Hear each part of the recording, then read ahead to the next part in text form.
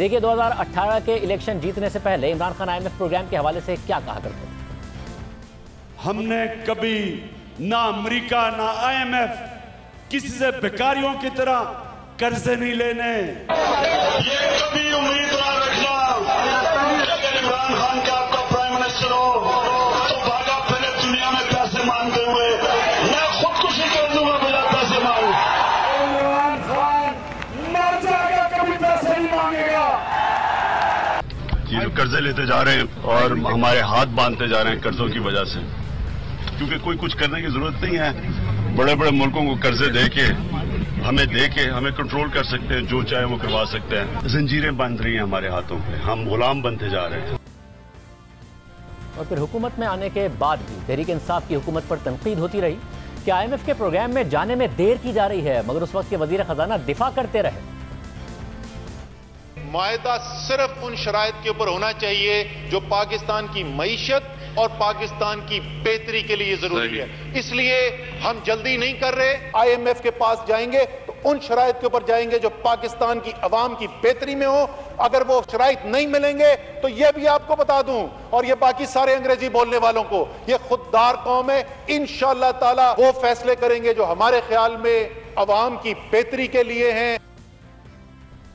फिर इमरान खान ने असद उमर को वजीर खजाना के ओहदे से हटा दिया। पीपल्स पार्टी दौर के वजीर खजाना डॉक्टर हफीज शेख को वजीर खजाना लगा दिया, और फिर खुद साबिक वजीर आजम इमरान खान ने माना कि IMF के प्रोग्राम में देर से जाना गलती थी। ये ठीक है तनकीद, हमें IMF के पास जल्दी जाना चाहिए था, ये बिल्कुल ठीक है। हमें तजर्बा भी नहीं था, मैं मानता हूँ ये वो ठीक है बात कि हमें ज़्यादा जल्दी जाना चाहिए था। मैं अगर पीछे देखता हूँ तो वो जो दौर था जब कि IMF में जाना है नहीं जाना, उससे में बड़ा नुकसान हुआ, और वो हमारा शुरू का दौर था। और फिर खुद स्टेट बैंक ने अपनी 2018-19 की मुआशी कारकर्दगी रिपोर्ट में बताया कि IMF के प्रोग्राम में जाने के फैसले पर गैर यकीनी की सूरत हाल की वजह से बहुत से इंटरनेशनल फाइनेंसिंग इंस्टीट्यूशंस ने पाकिस्तान को अपनी फाइनेंसिंग रोके रखी, जिसकी वजह से ज़र मुबादला के ज़खायर जो माली साल 2018 में 6.4 अरब डॉलर से गिरे, उनमें 2019 में 2.5 अरब डॉलर्स की कमी आई। मगर बिलाखिर पाकिस्तान ने माली साल 2019 के आखिर में IMF से 6 अरब डॉलर्स का मुआहदा कर लिया, जिससे पाकिस्तान की बैनुल-अक़वामी इदारों की फंडिंग और कैपिटल फ्लोज में बहाली हो सकती है। यानी क्योंकि मईशत के साथ सियासत होती रही थी तो देर भी की, और इससे पहले करेंसी भी गिराई, शरह सूद भी बढ़ाई, फिर IMF की शराइत भी मानी, और खुद शौकत तरीन ने फिर बताया कि सबसे मईशत की कमर तोड़ दी गई। सूद की अदायगियों में 1500 अरब रुपए सालाना का इजाफा कर दिया गया। और फिर हुकूमत जाने के बाद भी शौकत तरीन ने बताया कि जब तहरीक इंसाफ हुकूमत में आई तो उनके पास तो कोई प्लान ही नहीं था। सबसे बड़ी नाकामी जो हमारी है, जो हमारी जो प्लानिंग थी, जब आए थे हमारे पास कोई प्लान ही नहीं था। इकोनॉमिक प्लान बनाते बनाते बनाते हमारे पास टाइम लगा, उससे हमारे रिटार्डेशन हुई है। दूसरी एक मैं बड़ी नाकामी समझता हूँ ये जो स्टेट ओन एंटरप्राइजेज है, कुछ भी नहीं किया। आपने जो इंटरेस्ट रेट बढ़ा दिए और आपने उसकी रीप्रोफाइलिंग जो की इतनी एग्रेसिवली, और वो भी IMF ने कहा आपको, तो आपने उनसे भी बढ़ के ज़्यादा कर दी।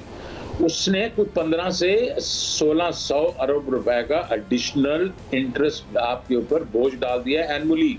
उसने आपकी कमर तोड़ दी आपकी ये जो इंटरेस्ट रेट्स की, और वो अब आपको भुगतना पड़ेगा अगले 4, 5, 6 साल में। और अब आज तहरीक इंसाफ पेट्रोल की कीमत में इजाफे पर एतराज़ कर रही है। इमरान खान कह रहे हैं कि हमने IMF का डिक्टेशन नहीं लिया था। IMF ने हमें भी कहा कि कीमतें बढ़ाओ, हमने IMF के सामने खड़े हुए, हमने कीमतें नहीं बढ़ाई, हमने रोका। मगर फरवरी में अदम एतमाद का खतरा वाज़े नजर आने से पहले तहरीक इंसाफ इन कीमतों में इजाफे का दिफा कर रही थी, IMF की शराइत को मान रही थी और इजाफे का कह रही थी। मगर 28 फरवरी को अचानक अदम एतमाद का खतरा देखकर कीमत कम कर दी। देखिए कैसे फरवरी तक दिफा किया गया। इस वक्त हालात हैं उसमें जाहिर है कि इसके अलावा क्या चारा होगा कि आप पेट्रोल की कीमत जो है वो बढ़ाएंगे कि यूक्रेन के और यूरोप में और जो टेंशन बनी हुई है अमेरिका में, उसकी वजह से इंटरनेशनल प्राइस है तेल की वो शूट अप हो गई है। अब उसमें हम कितनी देर जो है वो रोक सकते हैं। हमारे यहाँ तो बिलियंस ऑफ रुपीज़ हमारे पास तो है नहीं जो कि हम जो है रोज़ाना इसमें दे सकें, तो जाहिर है कीमतें बढ़ेंगी। कि इस तरीके से हम नहीं कर सकते कि ये पेट्रोलियम प्राइसेस आर्टिफिशियली लो रखें। अगर वो बढ़ रही हैं तो हमें वो पास ऑन करनी पड़ेंगी। इस दफ़ा हम थोड़ा सा हमने पॉपुलिस्ट डिसीजन ज़रूर लिया, लेकिन ये ज़्यादा देर चलेगा नहीं, तो ये हमारे पे प्रेशर आएगा। तो अभी तो हमारे पास गुंजाइश ही नहीं रहेगी ना कि अगर इसको ना करना पास ऑन, तो वो हमें अब करना पड़ेगा। ये तहरीक अदम-ए-एतमाद से चंद दिन पहले हो रहा था और इससे पहले भी दिखा किया गया।